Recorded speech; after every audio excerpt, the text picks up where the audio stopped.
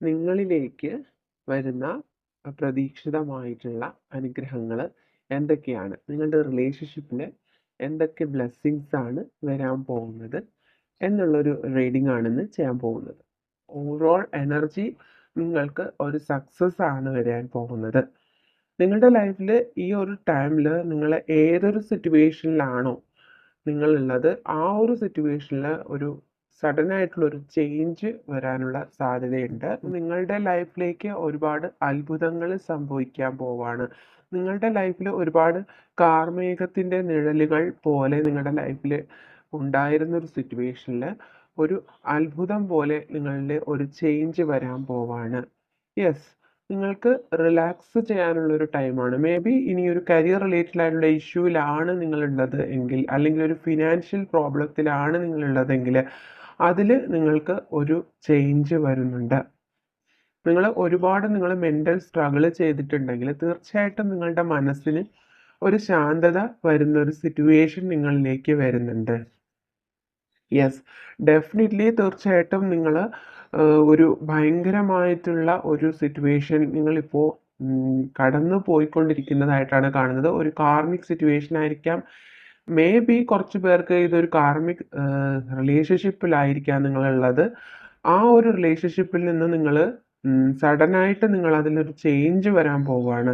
അതിൽ നിന്നും നിങ്ങൾ പുറത്തേക്ക് രക്ഷപ്പെടാനായിട്ടുള്ള ഒരു മാർഗം നിങ്ങൾക്കിപ്പോൾ തെളിഞ്ഞു വരുന്നുണ്ട്. നിങ്ങളുടെ ലൈഫിലൊരു മാറ്റം.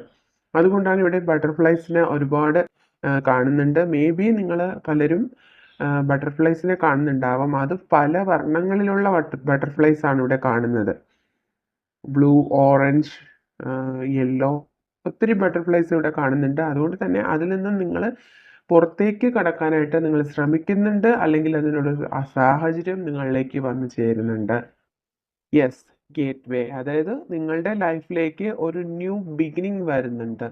നിങ്ങൾക്ക് ജോലി സംബന്ധമായിട്ടുള്ള കാര്യമാണ് നിങ്ങൾ പ്രതീക്ഷിക്കുന്നത് എങ്കിൽ അതിനൊരു സ്യൂട്ടബിൾ ആയിട്ടുള്ള ഒരു ഓപ്പർച്യൂണിറ്റി നിങ്ങളിലേക്ക് വരുന്നുണ്ട്. അതുമല്ല, നിങ്ങൾ ഒരു റിലേഷൻഷിപ്പിൽ ഒരു ചേഞ്ച് അല്ലെങ്കിൽ ഒരു ന്യൂ ബിഗിനിങ് ആഗ്രഹിക്കുന്നുണ്ട് എങ്കിൽ തീർച്ചയായിട്ടും അത്തരം ഒരു സിറ്റുവേഷനിലുള്ള ഒരു ഓപ്പർച്യൂണിറ്റി നിങ്ങൾക്ക് വരുന്നുണ്ട്. Okay, yes, release. That means നിങ്ങളുടെ പാസ്റ്റ് ലൈഫിൽ എന്തൊക്കെ കാര്യങ്ങളാണോ സംഭവിച്ചത്, അതായത് ഇപ്പോൾ ഇന്നലെ വരെയുള്ള സിറ്റുവേഷൻ നിങ്ങളിൽ ചേഞ്ച് ഉണ്ടാകുന്നതായിട്ടാണ് കാണുന്നത്.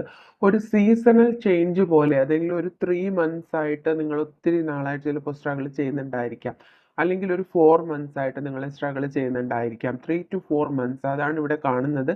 ആ ഒരു ചേഞ്ച്, ഒരു സീസണൽ ചേഞ്ച് പോലുള്ള ഒത്തിരി നാളായിട്ട് നിങ്ങൾ സ്ട്രഗിൾ ചെയ്യുന്നുണ്ടായിരിക്കാം.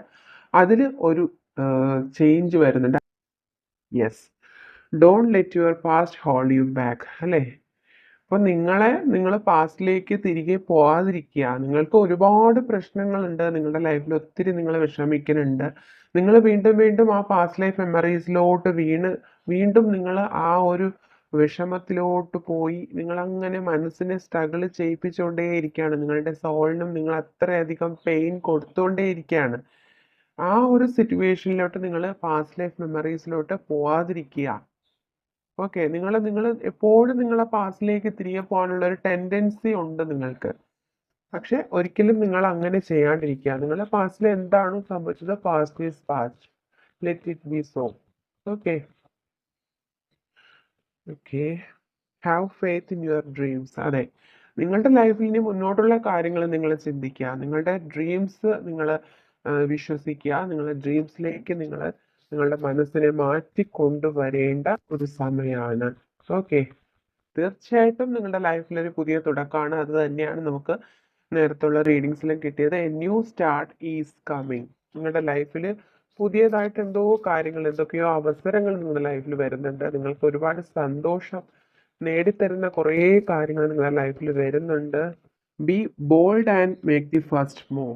യെസ്, അതായത് നിങ്ങൾ വളരെ ബോൾഡായിട്ട് നിങ്ങൾ തീരുമാനം എടുക്കേണ്ട ഒരു സമയമാണ്.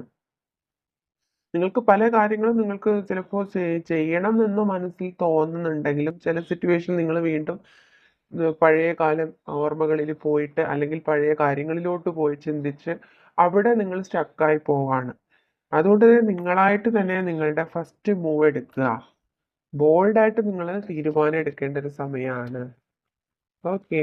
Meditate and contemplate. അതായത് നിങ്ങൾ ഈ ഒരു സമയത്ത് ഹീൽ ചെയ്യേണ്ട ഒരു സമയമാണ്. നിങ്ങൾ മെഡിറ്റേഷൻ ചെയ്യേണ്ട സമയമാണ്. നിങ്ങളുടെ മനസ്സിൻ്റെ കോൺസെൻട്രേഷൻ പല സമയത്തും നിങ്ങൾക്ക് നഷ്ടമായി പോകുന്നുണ്ട്.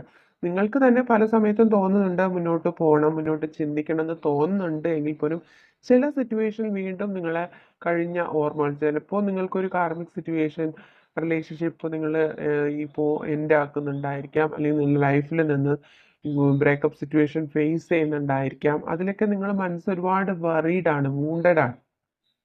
അതിൽ നിന്ന് നിങ്ങൾക്കൊരു മോചനം വേണമെന്നുണ്ടെങ്കിൽ തീർച്ചയായിട്ടും നിങ്ങൾ മെഡിറ്റേഷൻ ചെയ്യുക.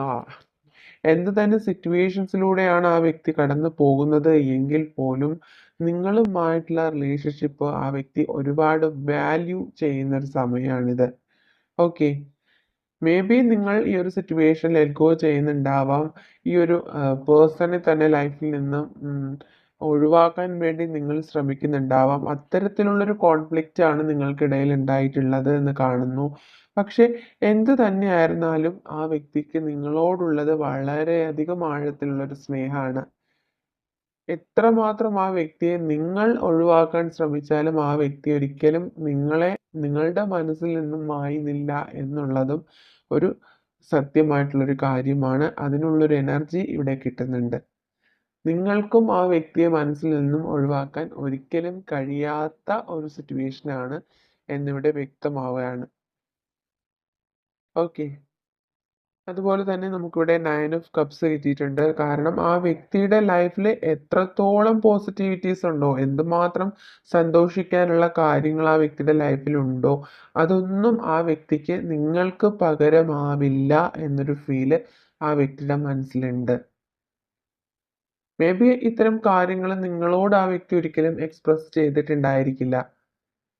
അതുകൊണ്ട് തന്നെ നിങ്ങൾക്ക് ആ വ്യക്തിയെ മനസ്സിലായിട്ടും ഉണ്ടായിരിക്കില്ല. ഓക്കെ. സാഹചര്യവശാൽ ഒരിക്കലും ചിലപ്പോൾ കുറച്ച് പേർക്കെങ്കിലും നിങ്ങൾക്ക് ഒരു റീയൂണിയൻ പോസിബിൾ ആവാത്ത ഒരു സിറ്റുവേഷൻ നിങ്ങൾക്കുണ്ടായിരിക്കാം. ഫാമിലി ഇഷ്യൂസ് ഉണ്ടായിരിക്കാം. ചിലപ്പോൾ നിങ്ങൾ സെയിം റിലീജിയൻ, കാസ്റ്റ് പ്രോബ്ലംസ് അങ്ങനെയുള്ള സിറ്റുവേഷൻ ഉണ്ടായിരിക്കാം. ഓക്കെ. മേ ബി ഈ പേഴ്സൺ നിങ്ങളെ ചെറുപ്പം മുതലേ അറിയുന്ന ഒരു പേഴ്സൺ ആയിരിക്കാം.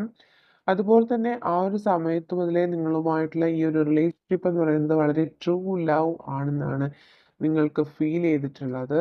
അതുപോലെ പല സമയത്തും നിങ്ങളൊരു ഇല്യൂഷനിലായി പോവാറുണ്ട്.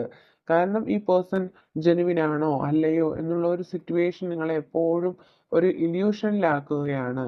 അതായത് ചില സമയങ്ങളിൽ ഈ വ്യക്തി വളരെ നോർമലി, അത് വളരെയധികം കെയറിങ് ആയിട്ടും വളരെയധികം സ്നേഹത്തോടെയും നിങ്ങളോട് പെരുമാറുന്നുണ്ടാവും. അറ്റ് ദ സെയിം ടൈം കുറച്ച് കഴിയുമ്പോൾ നിങ്ങളുടെ അടുത്ത് വളരെയധികം ദേഷ്യത്തോടെയും നിങ്ങൾക്ക് ഇഷ്ടപ്പെടാത്ത രീതിയിൽ ഈ വ്യക്തി പെരുമാറുന്നുണ്ടാവാം. അത് നിങ്ങളെ ഒരു ഇല്യൂഷനിലോട്ട് മാറ്റുന്നുണ്ടാവാം.